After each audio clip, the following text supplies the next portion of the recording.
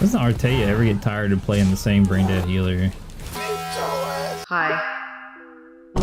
So of course my dumbass waited until after the back-to-back ESO PvP events ended to finally make a PvP build video. To be honest, my least favorite kinds of comments that I get on my videos are the ones that are like, and I find that build videos really attract this kind of demographic, which is why I've never really had much interest in making one. But a friend told me the other day that he searched me on Google for the memes and found that a common search query was Artea healer build. Even though I've never made one, I was flattered to hear that many of you actually went looking for my Templar build, so here it is. It's nothing special, but it does make a lot of PvP streamers mauled and cope and scream and shit their pants, and it gets the job done for the kind of PvP that I enjoy the most. That being Battlegrounds. It's a small-scale, no-CP PvP environment. Although I found that this build fares well in Cyrodiil as well, you may just want to make a few adjustments depending on who you're running with and what your objectives are. In this video, I'll briefly go over some of my personal philosophies concerning PvP healing so that you can understand how they play a role in the development of my builds, as well as the build itself.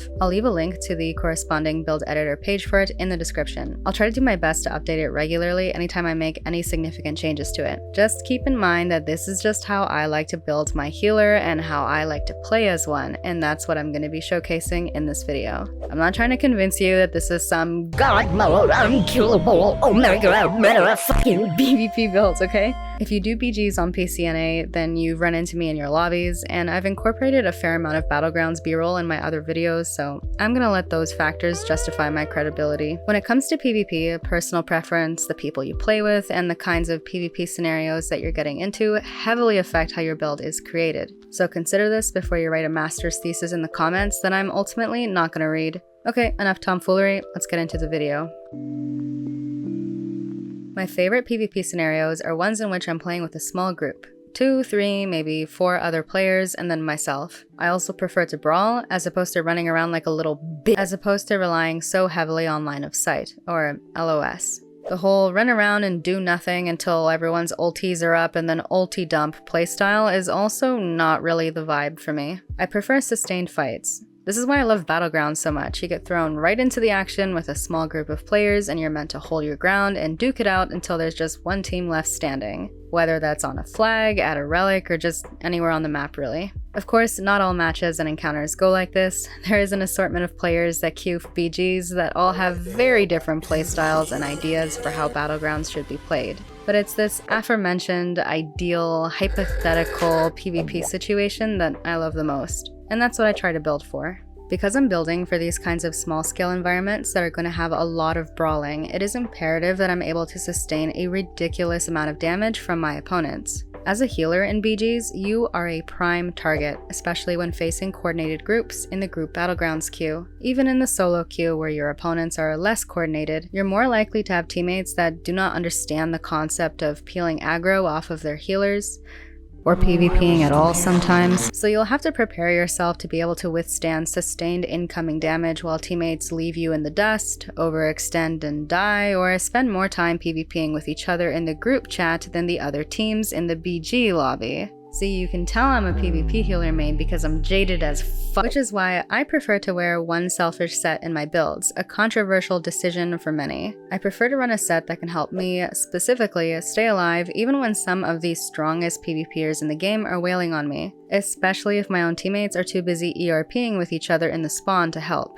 Mark of the Pariah has been my favorite selfish set for a hot minute, but you may also want to consider a set like Wretched Vitality to aid with your sustain management. That one's a nice option because it's crafted, so you can tailor the armor weights of each piece of armor to your liking. I like Pariah because my Templar is not a vampire, so I can effectively achieve a fraction of that cracked undeath passive by way of using this set. My heal over time skills, or HOTS, are strong enough that I can comfortably chill at low health for a while and potentially even aggro some enemies so that my allies can catch a breather or even comfortably line up some burst. As a support, you're also supposed to support your team. Oh my god, what a concept. So while I know that a lot of my fellow BG healers do like to spam selfish sets, and I believe that a lot of the kinds of PvP healer guides that you'll find on the interwebs are very similar, I also prefer to incorporate a support set into my builds. Something that can ideally provide a unique buff to my groupmates to aid them in their survival on the battlefield. Transmutation is quite nice as it provides a unique crit resistance buff which helps mitigate incoming crit damage, and it's what I've been using for a while now, as crit damage continues to reign supreme in PvP.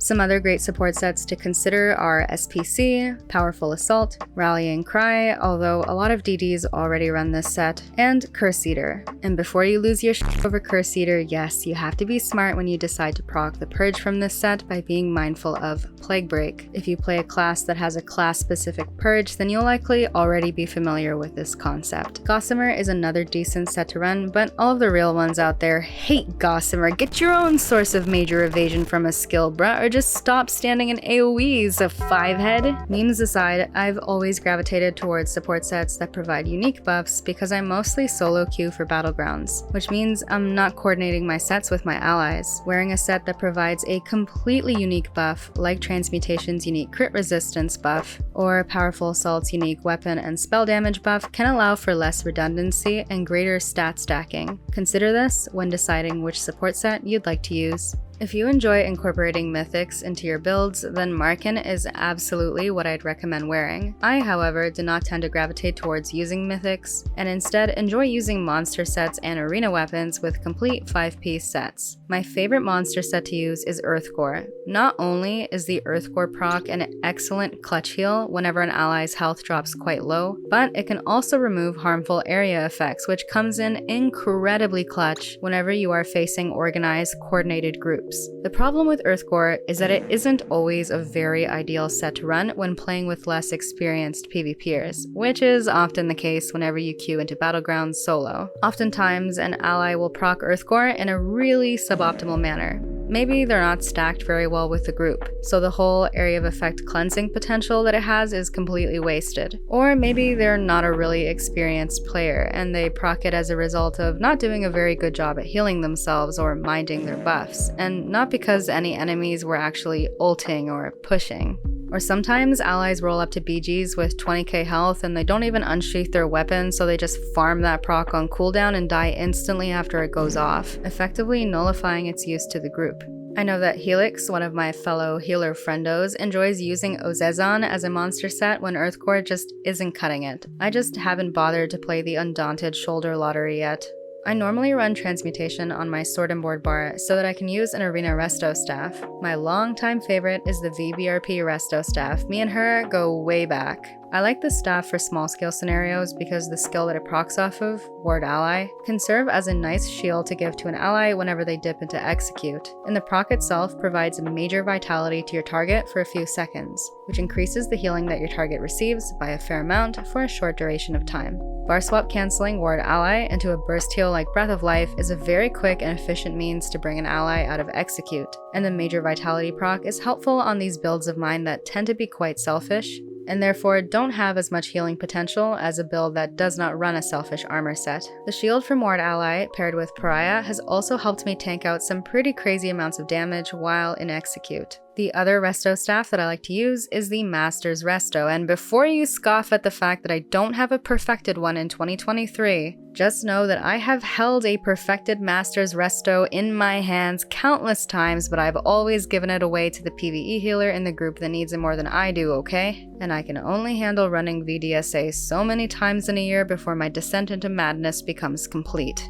Healing Springs is a top priority skill for me, meaning if I'm shifting some skills around because of the people that I'm playing with, this skill is not going to get removed for something else. It's a great skill to use. The Master's Resto staff is nice because it provides your allies with a bit of magicka and stamina regeneration whenever they are initially healed by your Healing Springs. Some final things to note about my setup: I like to run a combination of Impen, Reinforced, and Sturdy on my support builds. I run all infused jewels with 2 recovery glyphs and 1 reduced cost glyph. I'm currently in 5 heavy, 1 light, and 1 medium, so that I can make the most out of the heavy armor passives to stay alive out there, while also slightly benefiting from some of the medium and light armor passives. Using all 3 armor weights also allows me to benefit from the Undaunted passive that provides extra resources. To truly min-max this setup though, it would be ideal if I swapped my Pariah Girdle for a light sash of transmutation, and then ran a Pariah Jewel. This would provide me with more resistances while still maintaining that 5-1-1 setup. I haven't made that adjustment for reasons. Okay, moving on. I also have relatively low sustain on this build, which may be an issue if you're a newer PvPer that's looking to cop someone else's build, as I find that resource management is one of the first things that you need to get a hang of if you're getting into PvP, or even just trying out a new build. And this setup won't do you any favors there. It's imperative that I weave heavy attacks every couple of seconds to maintain my resources and proc major mending, and that I'm careful with how often I cast certain skills. I find that a lot of newer PvPers don't use heavy attacks very opportunistically. I often find that these kinds of players actually sacrifice a lot of their positional awareness or mobility to heavy attack. And to that I'd say that heavy attacking doesn't have to be something that makes you vulnerable. Be sure to weave in a heavy for resources after you've properly buffed up, and try to even take that moment as an opportunity to mind your positioning. I often weave heavies by looking at a target to initially connect that heavy attack, and then I may even turn around to regroup with my team or position myself better. The channeled attack will continue so long as the target doesn't take cover behind an object or go out of range or what have you. You can also start a heavy attack as you and your team approach an encounter, or an encounter approaches you, to top off your resources before engaging in a sustained fight.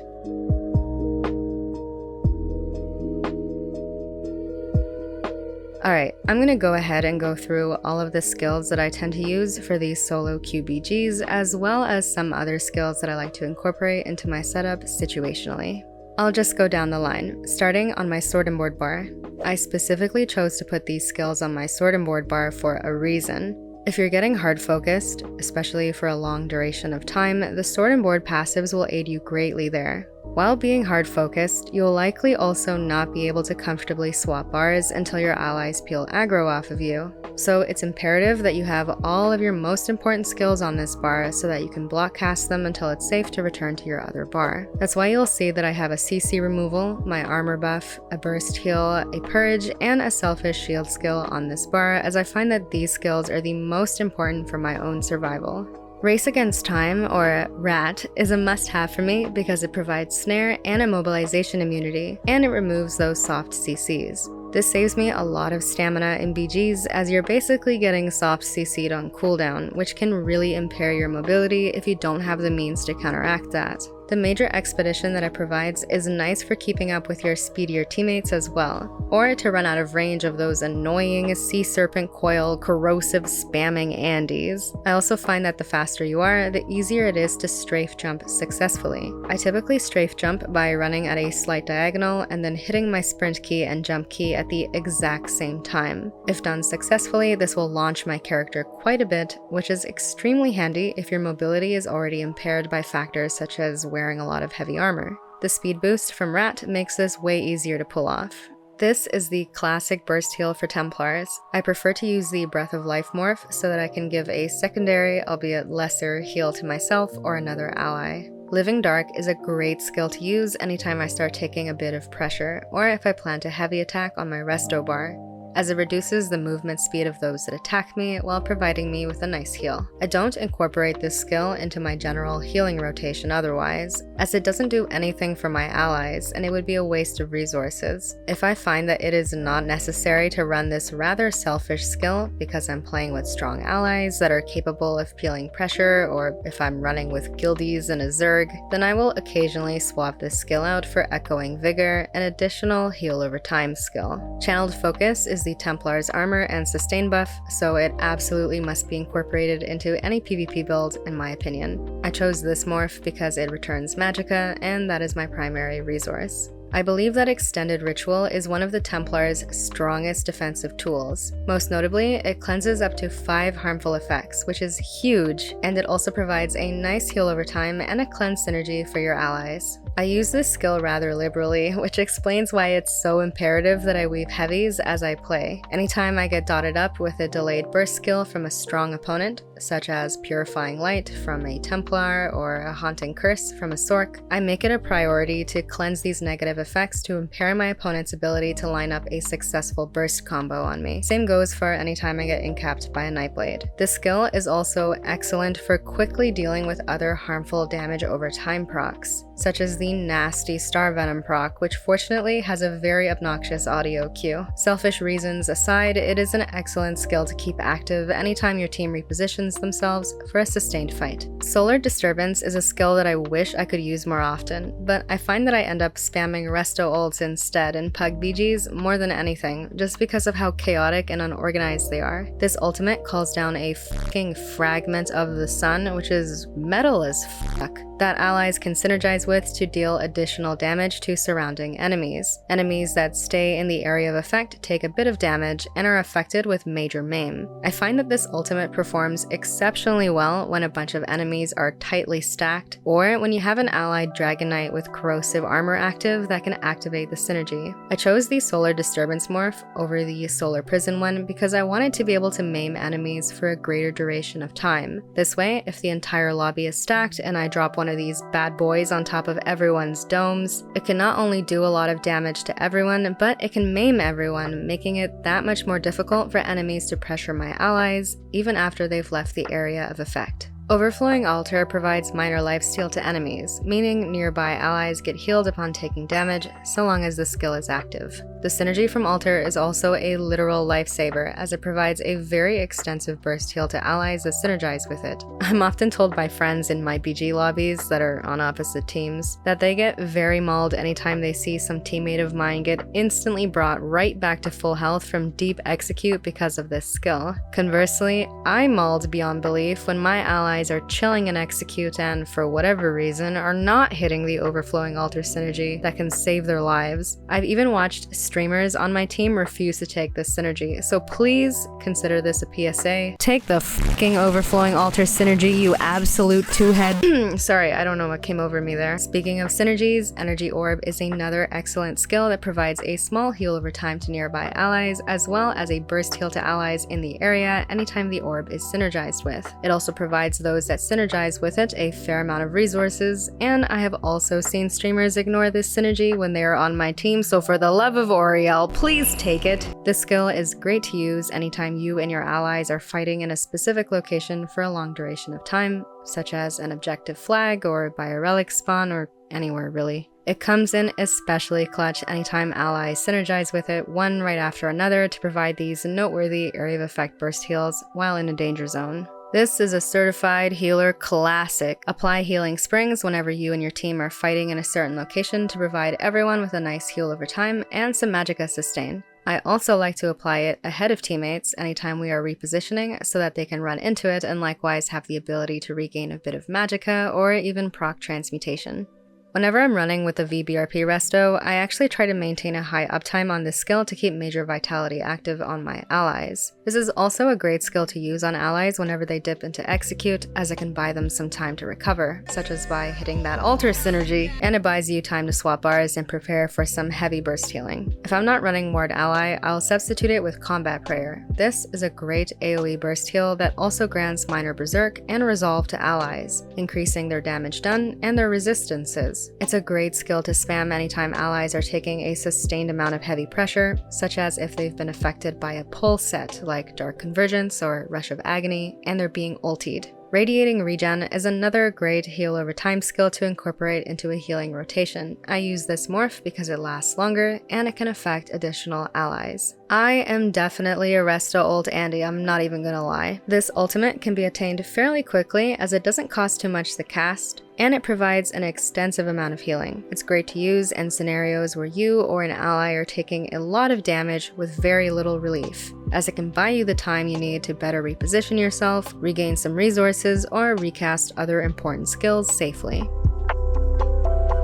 Alright, I'm gonna call it there, as this video has gone on long enough. I hope you were able to get a couple of pointers for how to build your PvP healer, and I hope that you have a good time healing people in ESO. Being a PvP healer is definitely a thankless job, and you'll definitely get a lot of insane whispers from enemies and even allies, despite playing a major role in the success of a fight, but it is also very rewarding to keep allies alive, especially when they're friends or when you're able to get into some really great fights as a result. But thank you all for watching. Thank you to my YouTube members for their additional support, and I will see you in the next video.